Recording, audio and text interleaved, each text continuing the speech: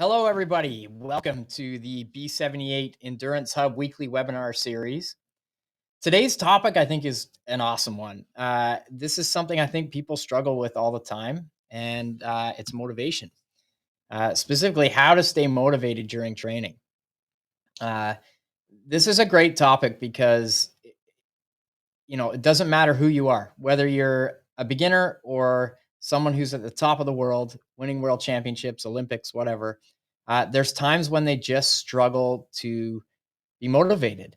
It's human nature to go in and out of motivation. It's really tough to stay uh, fully motivated, foot fully on the gas 100% of the time. We're human beings and we ebb and flow in our moods and our emotions, and staying motivated can be a real challenge.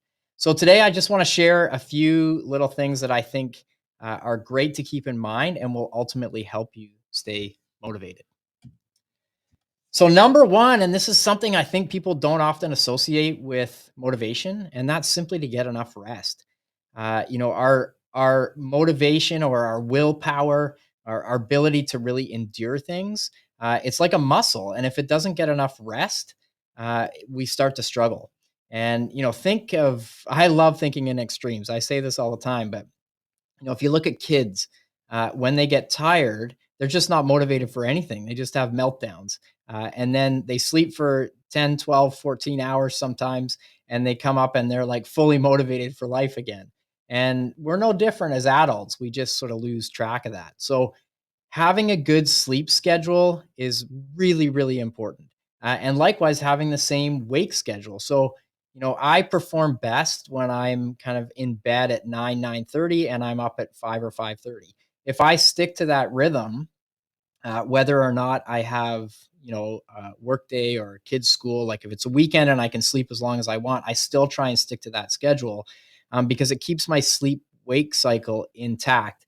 And I find if I do that, my body really likes it. I get, plenty of sleep in the night, and I feel more motivated. But if I'm struggling in the day, I'm tired and I have a workout coming up.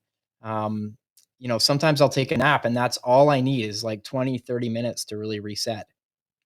When I was in full on Ironman training, and so sometimes our weeks would be 25, 30, 35 hours even sometimes of training in the week.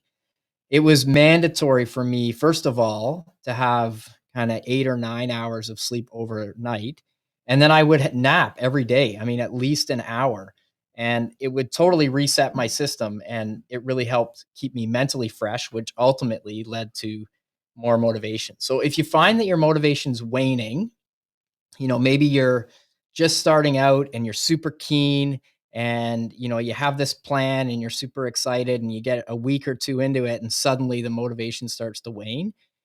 What you want to check in on is, like, are you actually rested enough to keep doing this? That might be all it is. You might just need a day off, or you might need a really good night's sleep, or you might need like a 20-minute nap to kind of reset the brain chemistry a bit and reset the body, and that ultimately will lead to motivation. I think this is the single most important thing that people can do, is pay attention to how much rest they're getting and the quality of that rest.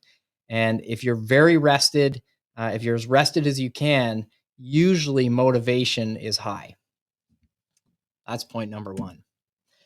Point number two. So, set short term goals. This is a really important one too. Often people will get excited, say about, I'm going to do an Ironman, or I'm going to do a half Ironman, or I'm going to do my first triathlon. And so they have this really big goal in mind. And that's a pretty easy thing to identify. You can go on the website, you can sign up for it. And that's like a huge source of motivation for people. But sometimes those goals, those big ones, are like really far away. For example, we're early in the year while I'm doing this webinar, and a lot of people don't race for like 8, 9, 10 months. And if that's the only thing you have in mind as the main driver for, your energy output, it's very hard to stay motivated in the long term.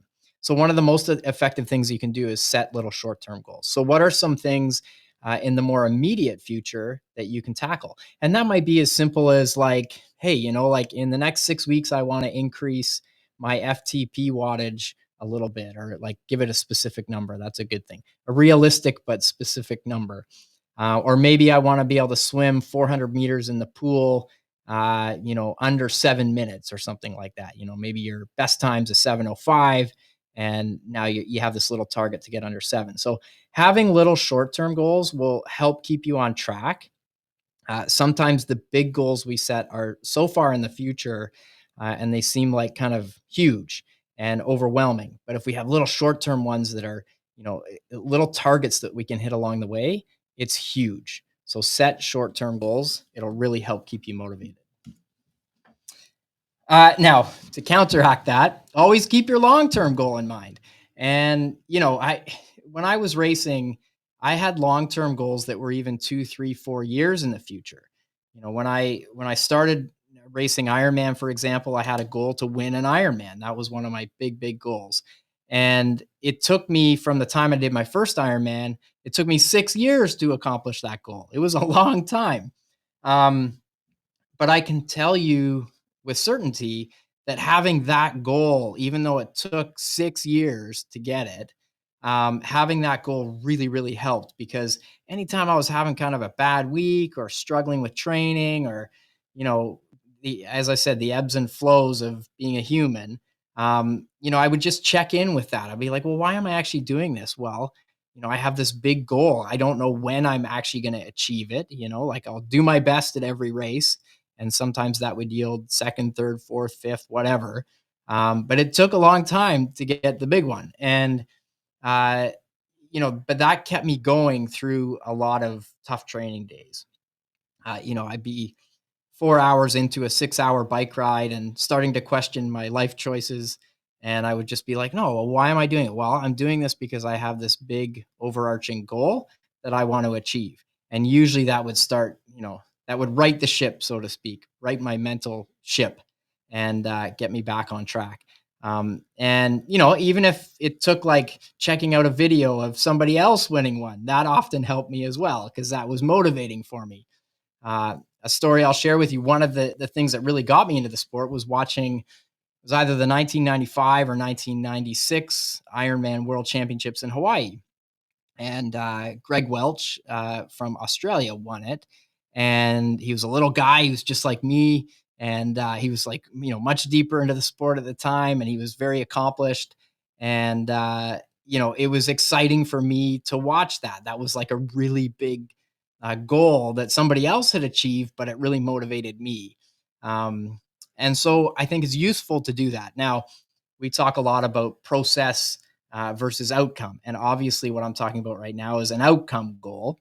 And we have to be careful with those, because if we focus only on those, we lose sight of the fact that there's a heck of a lot of process that goes into these things.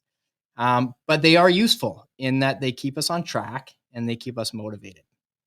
So if you're struggling with motivation a little bit, ask yourself, well, why am I doing this in the first place? And maybe it's because you have this big target that you're trying to hit, either at the end of the year or in a couple of years or whenever.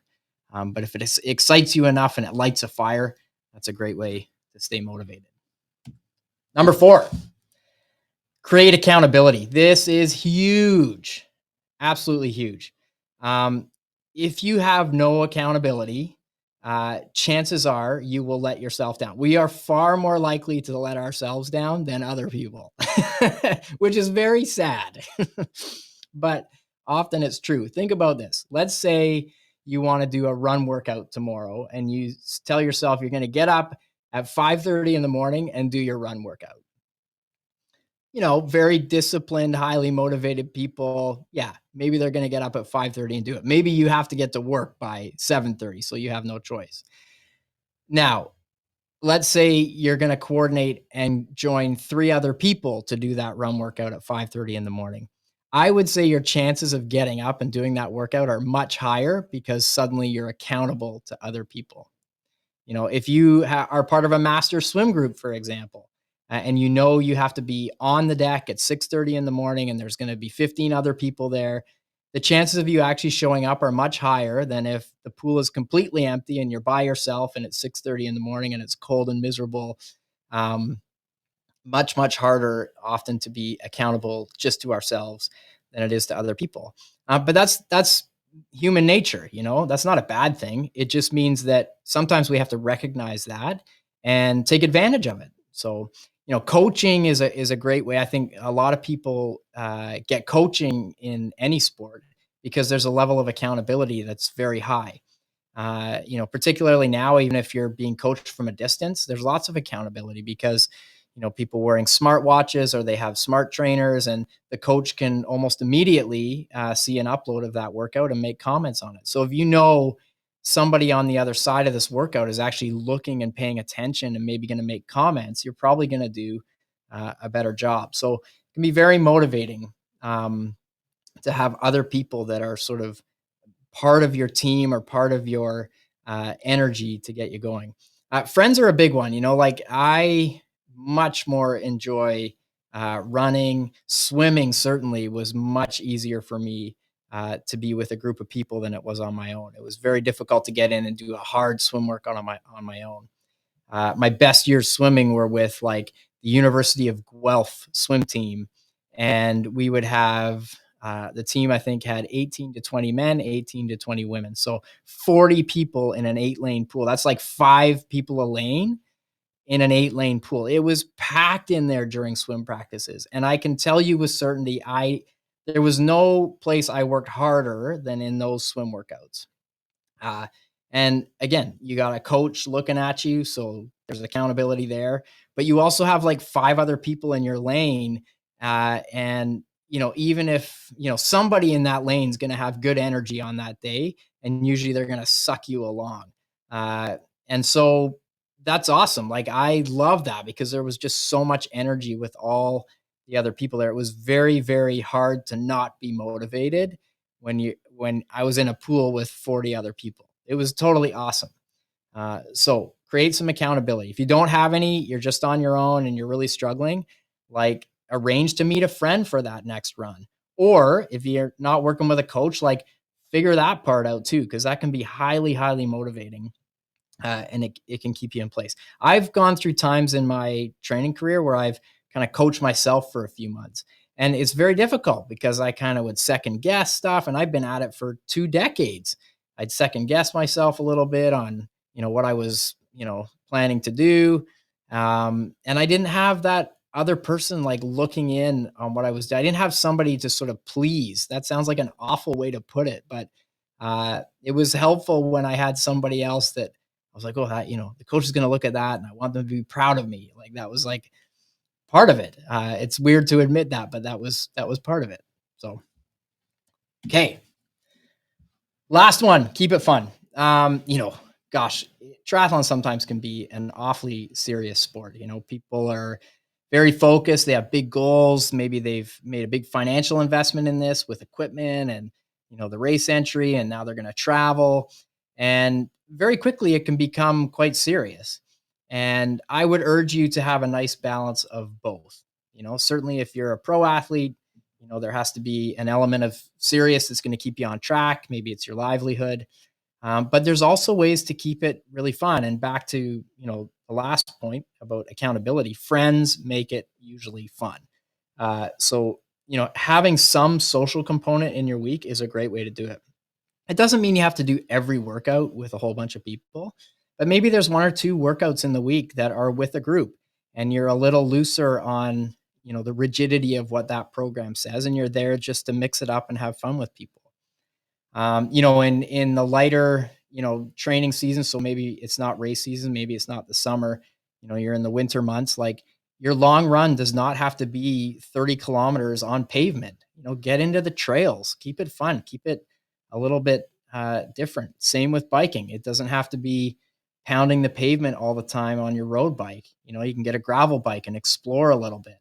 Lots of pros doing that now too, I think. There's an adventure side of it that can be really, really fun and engaging, uh, to have in there. So don't always be like the serious person that needs to be super rigid. Have some fun. Your heart and lungs don't know the difference, like get out and do, some slightly different things. Another great example, like in the winter, you can incorporate some cross country skiing with groups of people. That'll keep you immensely fit.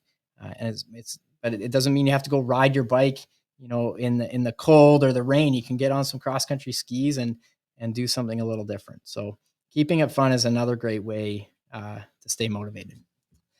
Let's run through those one more time. Get enough rest, super, super important. Probably the most important. Short-term goals. So have little targets you can hit along the way, but keep your big long-term goals in mind because they're usually the ones that have lit a big fire for you. Create accountability with coaches and friends and keep it fun. Okay, everybody, until next time, have an awesome week and we'll see you at the next one.